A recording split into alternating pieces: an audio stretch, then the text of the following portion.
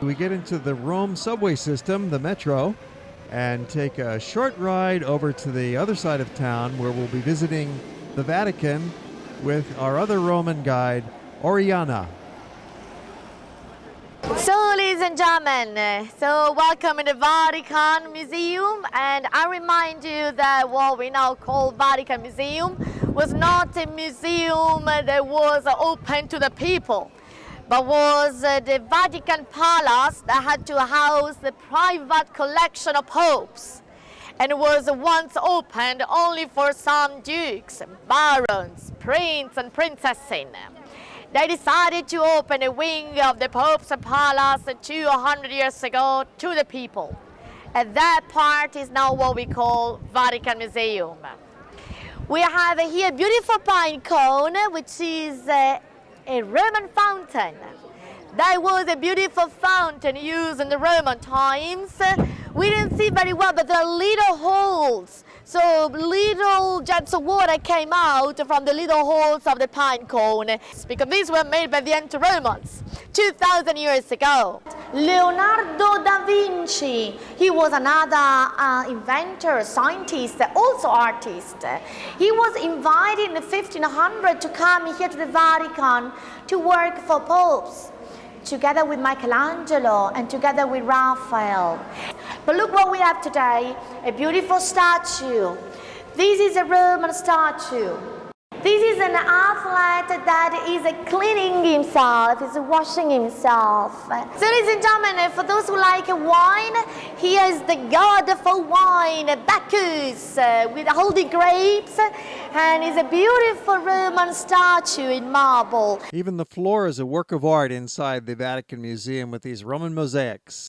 Here we have two sarcophages, and these were built at the time of Constantine. Constantine was the first Christian emperor who gave freedom to all Christians. Constantine recognized Christianism as the only possible religion in the Roman Empire. And Constantine later moved the capital, went to Byzance, that we call Istanbul now in Turkey. But Byzance was called Constantinople. So only evergreen plants, beautiful trees and fountains, but no flowers because they don't last.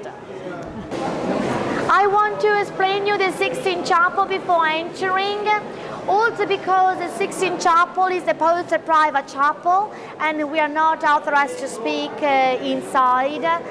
So we have to give the example to make the explanation outside the Sixtine Chapel, and then once inside you have more free time to admire the frescoes.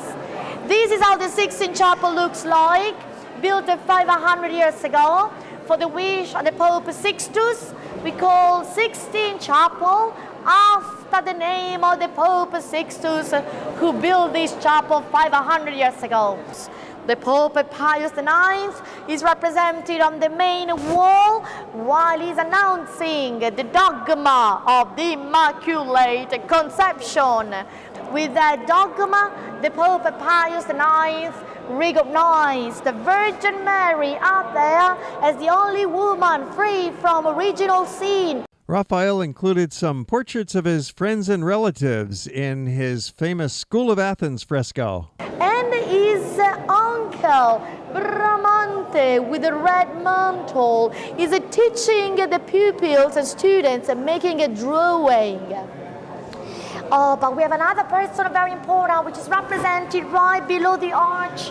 The person with the finger pointing out the heaven. That one is Leonardo da Vinci. He was an inventor, he was a scientist. And once again, the Pope got very upset because of the theories that were too aggressive for that time for the Catholic Church of Rome. So Leonardo da Vinci was obliged to leave immediately the Vatican City. And he was obliged, Leonardo, to leave out of Italy.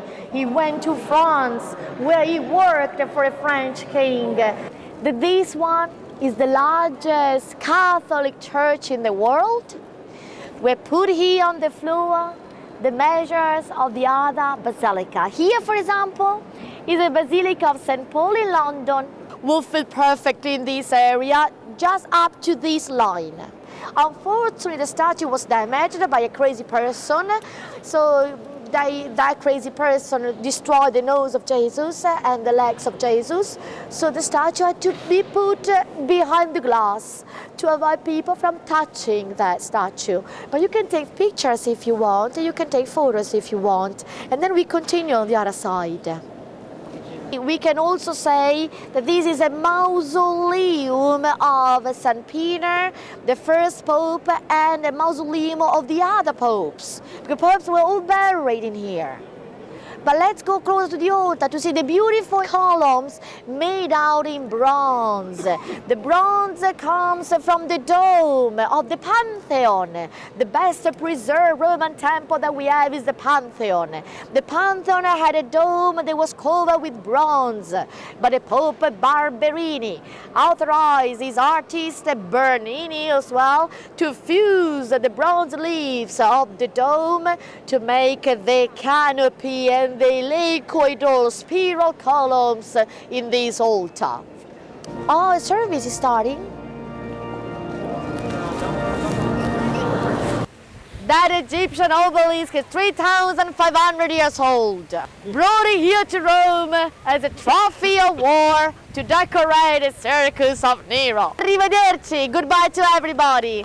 Grazie mille, buonasera, enjoy your stay in Europe and in Italy.